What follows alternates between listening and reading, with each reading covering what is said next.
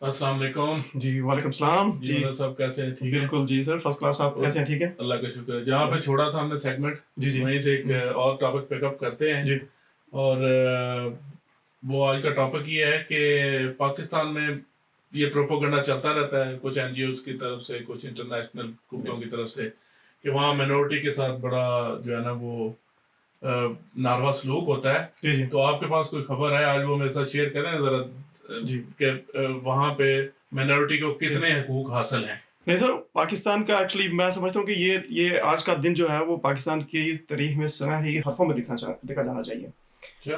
जी, अच्छा। बिल्कुल। और ये उन लोगों के मुँह पे एक तमाचा है जो हमेशा पाकिस्तान को जो है वो बैड फेस दिखाते हैं। और मैं मेरे ख़्याल में सुबह से इस चीज़ को नोट कर रहा था कि अभी तक मुझे किसी बड़े न्यूज़पेपर या किसी न्यूज़ जो साइट है उसके ऊपर इसकी इतनी बड़ी सुर्ख़ी नज़र नहीं आई जितनी जो होनी चाहिए। क्योंकि ये इंडियन एजेंडे के अगेंस्ट जी। है ना बात। जो हाँ, इंडियन एजेंडे के अगेंस्ट होगी बात, वो वो जी नहीं, हाँ। वो नहीं उछाली जाएगी। वो आपको शायद याद है, कुछ चंद दिन पहले कुछ चंद दिन पहले केपीके में एक मंदिर जो था उसको वो जो था जी कुछ जी। दहशत पसंदों ने या या कुछ एक्सट्रीमिस्ट लोगों ने या उसको डिस्ट्रॉय कर दिया या था। एक मॉल भी उसके जी, पीछे, जी, हाँ। जो वो बड़ा तो कार फरमा हुआ है। वो बेसिकली अगर देखा जाए वो तो वो बाल ठाकरे जैसा मौलवी। हाँ, बाल ठाकरे जैसा मौलवी। और ये फजलुर रहमान ग्रुप का बंदा है वो। अच्छा, फजल जी, रहमान का। बिल्कुल, ये फजलुर रहमान वाह, ग्रुप का अच्छा। बंदा है ये। और इसीलिए कोई इसे आपने किसी के मुँह से ये बात नहीं सुनी होगी, ना उसका हाँ, नाम भी नहीं सुना होगा। नहीं सुनेगा। और इसने जो आके वहाँ पे वो ऐसी वो क्या कहते हैं, इंसान जो जज्बाती करने वाली तकरीर जो थी, ऐसी तकरीर उसने की जैसे चंद जो लोगों को इश्तिहार दिलाने के लिए इश्तियाल में आके उन लोगों ने जाके मंदिर को तबाह कर दिया। मंदिर को तो जी, छोड़ा। मंदिर को उन्होंने तबाह कर दिया, वो समाधि उनकी जो थी उसको उन्होंने जला दिया। हम्म। तो उसका जो था, पाकिस्तान सुप्रीम कोर्ट ने आज खुद नोटिस लिया। There you go। Pakistan supreme court ने आज खुद नोटिस लिया और उसके ऊपर जो कार्रवाई हुई, आज उसकी समाअत में उसने 13-14 इतने बड़े बड़े नुकात जो हैं उसने उठा दिए हैं कि मैं समझता हूँ ये शर्म की बात है इंडिया के सुप्रीम कोर्ट के लिए कि जहाँ पे अभी मैं आपको थोड़ा सी उसके चीता चीता बातें बताता हूँ। पहली चीज तो उसने मतलब ये पूछा है कि जिन लोगों ने जो इसमें मुलवस हैं उनको गिरफ्तार किया जाए। तकरीबन 109 लोग जो हैं वो अभी तक गिरफ्तार हो चुके हैं। वो जो मौलवी जो जिसने ये सारा कुछ किया था, खुद वो भाग गया। जब उसे पता चला कि ये कार्रवाई शुरू हो गई तो खुद वो भागा। लेकिन केपी की पुलिस ने उसको पहाड़ों में से जाके गिरफ्तार कर लिया। अच्छा। और जो रमेश जो उनके जो मिनिस्टर हैं, वो जो हिंदू कम्युनिटी को रिप्रेजेंट करते हैं, तो उनके बकौल उन्होंने कहा कि ये मंदिर जो था 2007 में भी इसी मौलवी की वजह से इश्ताल अंगेजी में आके इसको डिस्ट्रॉय किया गया था। और फिर वो तकरीबन 5-6 साल 7 साल ये बेचारे मतलब कोर्टों में इधर उधर आते जाते रहे। और कुछ 2014 में शायद जो चीफ जस्टिस है उनके मतलब हिदायत के ऊपर इसको वापस तमीर किया गया था। और अब इसने दोबारा ये वही काम किया है। तो हमारे चीफ जस्टिस ने जो किया है अभी, जो हमारे जो चीफ जस्टिस हैं सुप्रीम कोर्ट के, उन्होंने कहा कि पहले तो इन लोगों को गिरफ्तार किया जाए, सजाएं तो अपनी जगह पे हैं। ये मंदिर बनेगा भी इन्हीं के खर्चे से, पैसे भी इनसे लो। और ये सबक है उन लोगों के लिए कि जो ऐसे जो राह चलते ये दुकानें चमकाने वाले मौलवी जो हैं, इनके बातों में आके, इनके कहने में आके ये लोग इस तरह की हरकत कर गुजरते हैं। और उसके कॉन्सिक्वेंसेस जो है वो उनको पता नहीं होता कि हम लोग क्या भुगतेंगे। अब अगर इसके ऊपर, और दूसरी उसके बाद बात क्या है, उन्होंने जो हमारी मिनिस्ट्री है जो कि मिनोरिटीज के राइट्स को देखती है, उससे उन्होंने सुप्रीम कोर्ट ने रिपोर्ट तलब कर दिया कि बताओ पाकिस्तान में मंदिर कितने हैं टोटल। उसमें फाल और गैर फाल जो मंदिर हैं उनकी लिस्ट बताई जाए, और गैर फाल जाए रीजन बताया जाए कि किस वजह से वो गैर फाल है। कहीं हुकूमत की तो इसमें कोई इन्वॉल्वमेंट नहीं है, या उसकी कोई मतलब किसी इन्फ्लुएंस की वजह से तो वो गैर फाल नहीं है।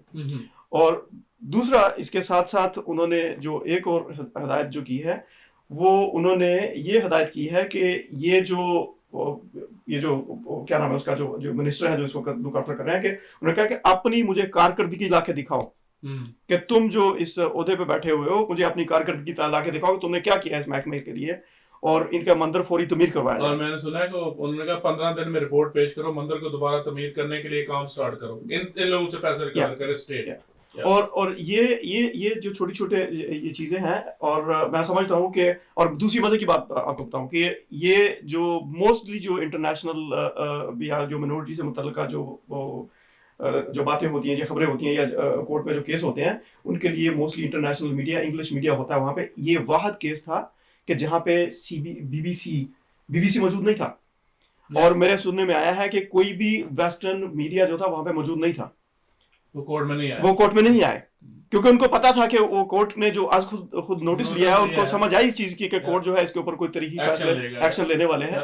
और अगर आप इसको कंपेयर करें इंडियन बाबरी मस्जिद के साथ, बाबरी मस्जिद उसको शहीद किया गया, वहां पे लोगों को मारा गया, उन लोगों के खिलाफ पहले तो उनके खिलाफ एफआईआर दर्ज नहीं होते थे, जब वो रो पीट के कहां जाके लोग मतलब कितने वक्त के बाद जाके उनकी एफआईआर जो हुई, केस नहीं सुने जा रहे थे, कितने सालों के बाद जब वो केस सुने गए, वो सारे के सारे लोग जो थे उनको आजाद कर दिया गया, बरी हो गए, और उस मस्जिद की जगह पे मंदिर बनना शुरू हो गया, मंदिर तमीर बनना शुरू हो गया। ये है सुप्रीम कोर्ट इंडिया का, और वो ये है सुप्रीम कोर्ट है हमारे पाकिस्तान का। इसने उसका मुंह काला कर दिया एज ए नेशन।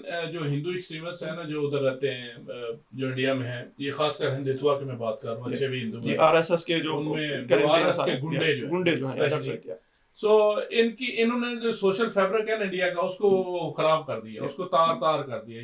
ये इंडिया वो इंडिया रहेगा ही नहीं, कभी भी नहीं रहेगा। नहीं सर, वो एक्चुअली ये है कि पाकिस्तान को अगर आप देखें, हमारे जो हिंदू भाई और सिख भाई जो पाकिस्तान में रहते हैं, हम उनके साथ अपने पाकिस्तानियों से ज्यादा उनकी टेक केयर करते हैं। सर ये उसकी एक मिसाल है। वो देखिए ना, आप अभी आपको याद है कि ये कुछ साल पहले वो चर्च में एक आग लगी थी, पेशावर में थी, चर्च में आग लगी थी। वो इतना बड़ा हिस्ट्री का जो है ना, पेशावर हिस्ट्री में इतना बड़ा जुलूस नहीं निकाला, तो वहां तो मिनोरिटी है क्रिश्चियन, तो सारे मुसलमान थे उनके साथ खड़े हुए कि भाई जो इनको छेड़ेगा वो स्टेट के खिलाफ है, वो हमारा दुश्मन है। वो बात ये है ना कि इंडिया हमेशा फॉल्स प्रोपेगेंडा करता रहा, और उस फॉल्स प्रोपेगेंडा में हमारे लोग शामिल रहे। हमारे ये जो एंकर हजरात जो बैठे रहते हैं टीवी स्टेशन के ऊपर सारी रात, जो उनके पास कोई दूसरा काम नहीं होता करने के लिए, वो इन्हीं की कमाई खाते हैं, इस प्रोपेगेंडा की कमाई खाते हैं। उन्होंने सिर्फ पैसे लेके फिर प्रोपेगेंडा करना होता है ना, जो उसको पैसे देगा उसका प्रोपेगेंडा कर रहे हैं, क्योंकि इनमें शर्म या तो है नहीं है, नेशनलिज्म तो जो है ना उसके नाम कोई चीज ही नहीं है। दुनिया में मतलब बहुत सारी कौमें हैं जो कौमें हैं, लेकिन जिनके पास अपने कोई वतन नहीं है, अपनी जमीन नहीं है, वो दूसरों के आज भी जो है ना वो महकूम है।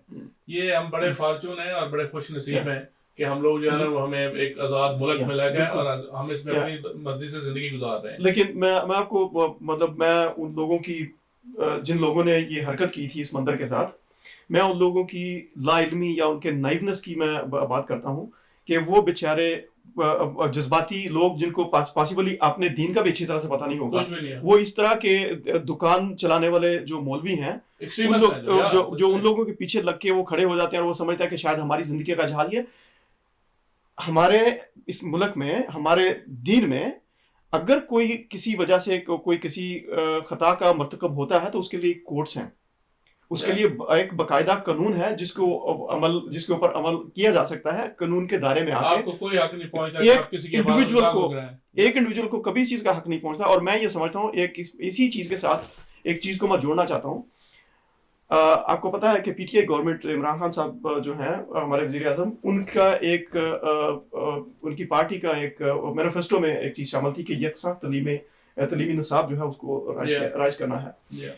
तो एक बड़ी डेवलपमेंट ये हुई है कि ये अभी खबरें तो चल रही थी थोड़े दिन पहले कि वो इसके ऊपर मतलब काम कर रहे हैं।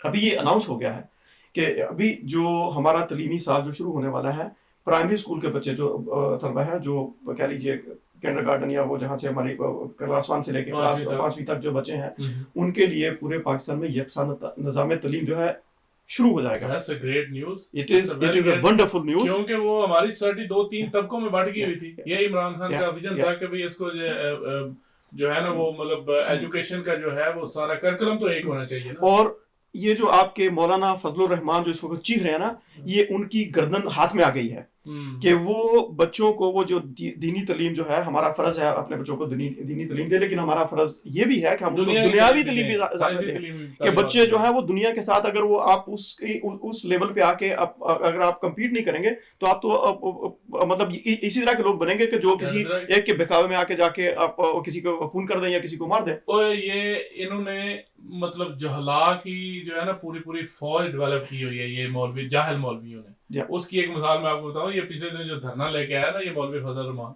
उधर इस्लामाबाद में, इमरान खान ने बड़ा वाइज जो है ना डिसीजन किया। उसने लोगों को भेजा, गवर्नमेंट को फैसिलिटेट किया कि जाके इनको बच्चों को खाना खिलाओ।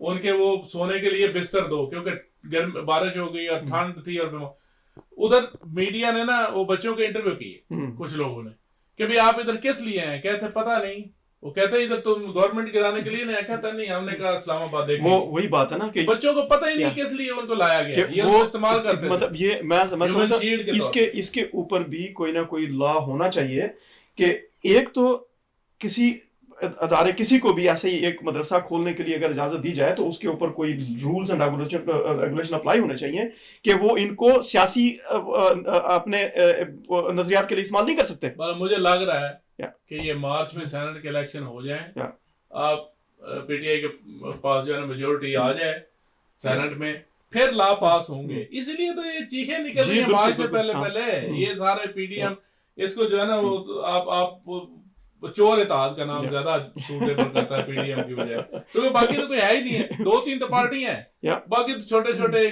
किसी की सीट भी नहीं है। तो अभी उसी हम तालीम के बारे में, अभी ये जो इस साल तो जो है प्राइमरी स्कूल के ऊपर वो यकसा निज़ाम जो है उसको अप्लाई करने जा रहे हैं, और अगले साल नेक्स्ट ईयर जो है उसमें वो मोस्ट प्रोबेबली मिडिल स्कूल तक का सुना है मैंने, और 2023 में वो सेकेंडरी और हायर सेकेंडरी मतलब 9, 10, 11, 12 क्लासेस तक जो है वो यकसा निज़ाम हो गया। आप बेशक इंग्लिश मीडियम में पढ़ें, आप किसी दीनी मदरसे में पढ़ें, आप किसी गवर्नमेंट स्कूल में पढ़ें, आप सेम निसाब जो है उसमें आपको तालीम सेम मिलेगी। ये एक ऐसा बड़ा काम है हमारे पास यहाँ इंटारियो में, सेम करिकुलम, मतलब आप 8वां में हैं, आप मिसिसागा में हैं, आप पर्थ में हैं, आप सेम करिकुलम पढ़ रहे हैं। आप मिनिस्टर के बच्चे हैं, आप किसी आम शहरी के बच्चे हैं, आपको वही करिकुलम मिल रहा है जो सबको मिल रहा है।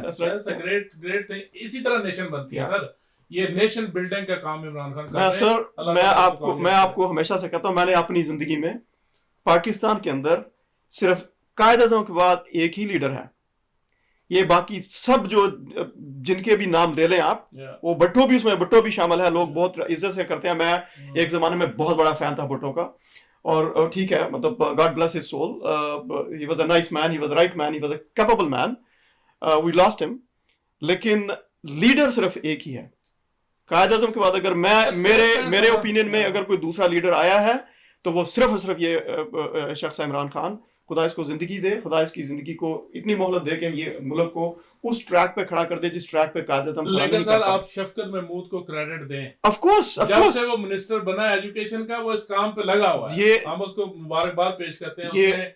उसने ये काम कर दिखाया, उसने इमरान खान का वादा जो है ना, उसका जो ख्वाब है ना, उसको पूरा करने में उसकी पूरी मुआवजा की है। ये शफकत महमूद और उनकी पूरी टीम जो उनके साथ है, टीम काम कर रही है, हम उनको मुबारकबाद पेश करते हैं, क्योंकि उन्होंने बड़ा काम किया और हम लोग बहुत पीरियड में किया और बड़ा अहम काम किया, और हम लोग बहुत खुश हैं इस बात से। और मेरा तो आपको पता है, मैंने अपनी बेटी का 1 साल जाया कर दिया था उसको पाकिस्तानी स्कूल में दाखिल करवाने के लिए। आपको पता है, मेरे दोस्त, मेरे भाई मुझ पे हंसते थे, तुम्हारा दिमाग खराब है, और मुझे आखिरकार मुझे आके वो तल्ख फैसला लेना पड़ा, मुझे पाकिस्तानी स्कूल से उठा के उसको ग्रामर स्कूल में डालना पड़ा। पाकिस्तान की कदर आपको पाकिस्तान में रहते हुए नहीं आती।